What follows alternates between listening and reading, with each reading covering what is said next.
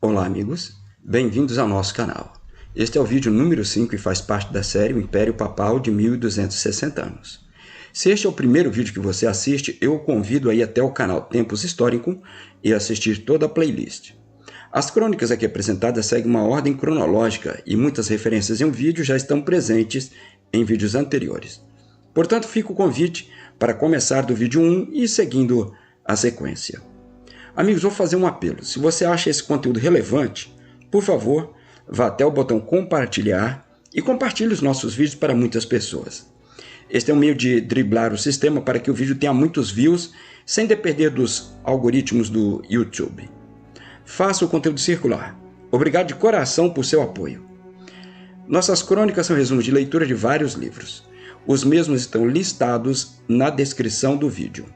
Não estamos contando a história do cristianismo, tão somente dos homens que ocuparam o cargo de papas entre os anos de 538 até 1798. Então vamos para a nossa história. Hoje vamos falar de Gregório I, também chamado de Gregório o Grande, considerado por muitos historiadores eclesiásticos como o maior papa da história. Foi papa entre 3 de setembro de 590 até sua morte em 12 de março de 604. O pai de Gregório, chamado Gordiano, era membro do Senado e possuía imensas riquezas. Sua mãe Sílvia, canonizada depois pela igreja, era de família patrícia e descendia em linha direta do Papa Félix IV. O historiador Gregório de Tours, contemporâneo de São Gregório, afirma que em Roma não se encontrava um homem mais instruído do que esse bispo no conhecimento das letras e na arte da palavra. Desde a sua infância, diz o historiador, lia todos os autores antigos, gostava da convivência com os mais velhos e mostrava pelo estudo da sabedoria um espírito e um raciocínio cheios de madureza.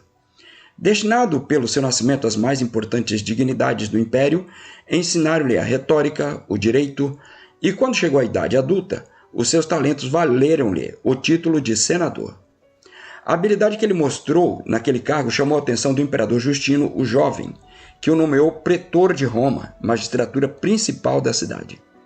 Então Gregório, querendo reunir o amor das letras ao da religião, cultivou a ciência e a piedade no meio das grandezas, esperando que a sua alma resistisse às vaidades da política.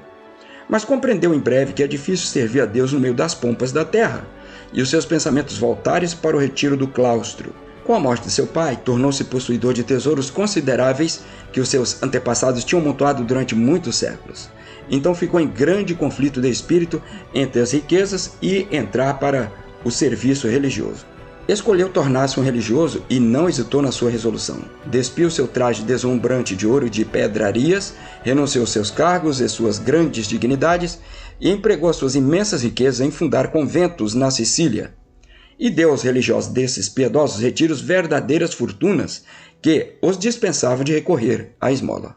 O seu próprio palácio foi transformado em mosteiro e dedicou-o a Santo André. Finalmente, convencido da excelência da fé cristã, distribuiu aos pobres as suas baixelas de ouro e de prata, os seus móveis preciosos. Vestiu o hábito grosseiro dos monges e abandonou o mundo.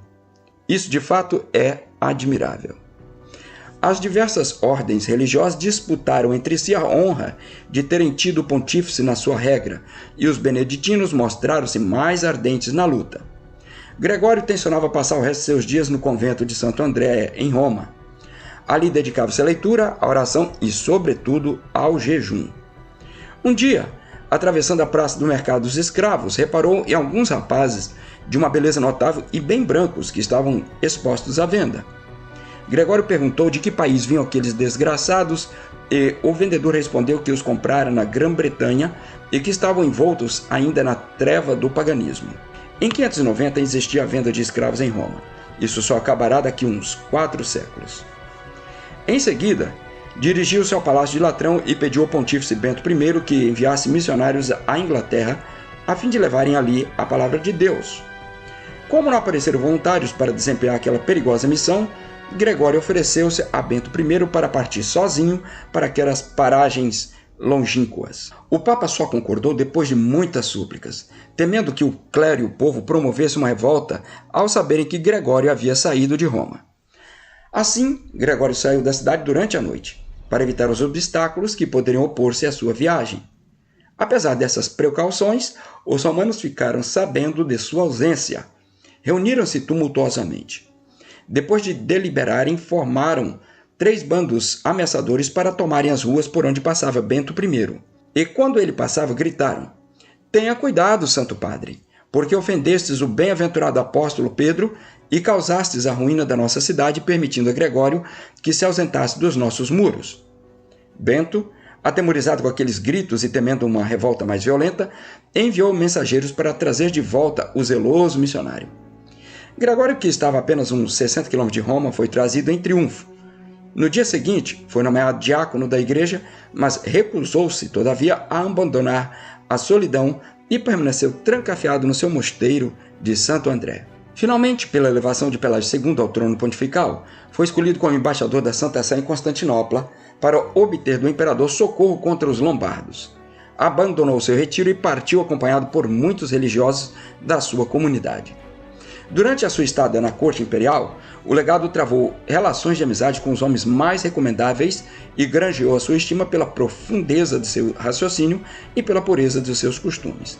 Em seguida, foi chamado a Roma pelo pontífice, ao qual deu notícia do feliz sucesso das suas negociações. Pelágio, em reconhecimento, quis tê-lo na qualidade de secretário, mas Gregório suplicou ao Santo Padre que lhe permitisse voltar para seu retiro de Santo André. Foi, pois, viver de novo com seus monges e submeteu-os a uma disciplina tão rigorosa que a sua severidade, degenerando em crueldade, fizeram com que os seus subordinados promovessem uma rebelião. Porém, Gregório voltou aos sentimentos mais humanos e fez muita caridade entre o povo quando, durante as cheias do rio Tibre, e até mesmo empenhou os bens do convento para dar alimento aos arruinados pelo infortúnio.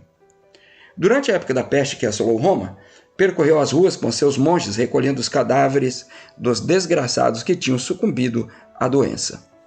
Quando Pelágio morreu contagiado pela doença, o clero e o povo elegeram Gregório.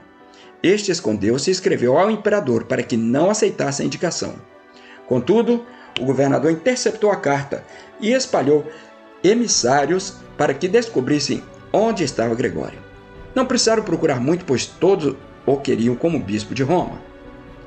Gregório não quis viver na suntuosidade nem tinha escravos a seu serviço. Escolheu como seus acompanhantes alguns monges e com eles formou a nova comunidade episcopal. A seguir, Gregório convocou um concílio, enviou cartas de profissão de fé aos principais bispos do Oriente e do Ocidente, como era costume.